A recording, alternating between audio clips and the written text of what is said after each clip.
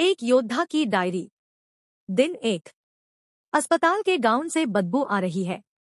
मैं इसे नहीं पहनना चाहता, लेकिन डॉक्टर ने कहा और मैं बोली कोई अपवाद नहीं। मैं ज्यादा कुछ नहीं कर सकता था, लेकिन रहा। माँ ने मेरे कमरे में एक नया शीशा लगा दिया।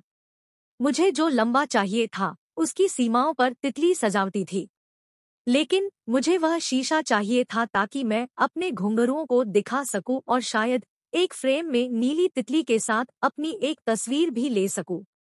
अब आईने का क्या करूं? मेरा पीला, गोल और गंजा सिर कोई दिखावा नहीं है।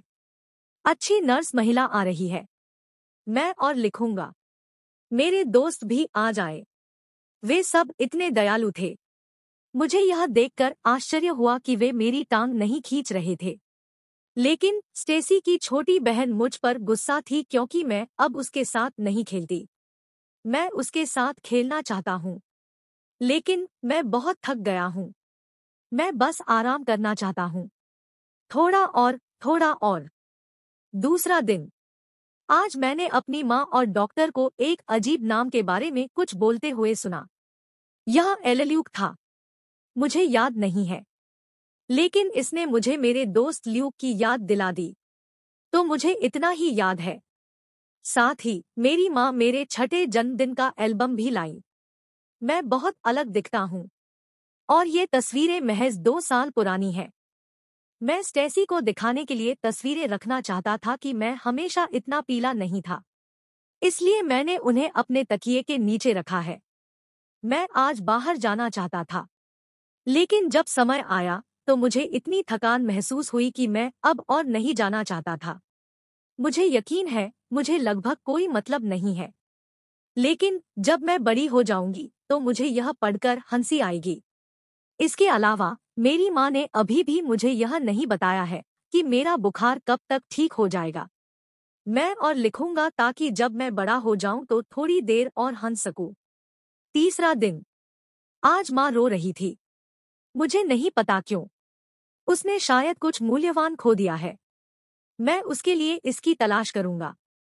मैं बिस्तर के नीचे और अलमारी के अंदर आसानी से सरक सकता हूँ, लेकिन आज मुझे बहुत नींद आ रही है। मैं शायद कुछ बाद में लिखूंगा। मैं इतनी देर तक सोता रहा। आज पहले लिखने के बाद मुझे निश्चित रूप से अपनी कलम नीचे रखना भी याद नहीं है। मुझे वह नींद आ रही थी।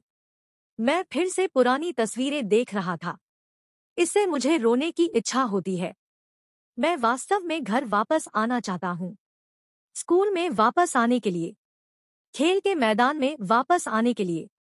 मुझे यकीन है अब मैं जेमी को पेड़ पर चढ़ने से हरा सकता हूँ, अब जब मैं बहुत आराम कर रहा हूँ। मैं फिर से खुश रहना चाहता हूँ। दिन 4। अस्पताल का स्टाफ अजीब हरकत कर रहा है। वे मुझ पर इतनी उदासी से मुस्कुराएंगे जैसे कि मैं मर रहा हूँ। माँ फिर रो रही थी। उसे इतना जोर से सिसकते देख मुझे भी रोना आ गया। मैं नहीं जानता, लेकिन ये लोग मुझे बहुत दुखी कर रहे हैं। मैं आज अच्छा नहीं लिख सकता। मेरा हाथ कांपता रहता है। साथ ही मेरे दोस्त और उनका परिवार भी आ गया। हमने बहुत बात की, लेकिन मुझे कोई नहीं बताएगा कि मेरे साथ क्या गलत है। मैं इस बिस्तर से क्यों बंधा हूँ? मैंने क्या किया? मुझे नहीं लगता कि मैं आज ज्यादा लिखूंगा। दिन 5। मुझे अच्छा नहीं लग रहा है। वास्तव में पहले से कहीं ज्यादा खराब। अंधेरा हो रहा है। मैं कल और लिखूंगा। हम चाहते हैं कि अंधेरा छा जाए। हम ज़ेम्ब्लानिटी की कामना करते हैं, एक पुराने दोस्त की तरह हमारा अभिवादन करने के लिए। फिर भी जब यह आता है, हम क्यों डरते हैं?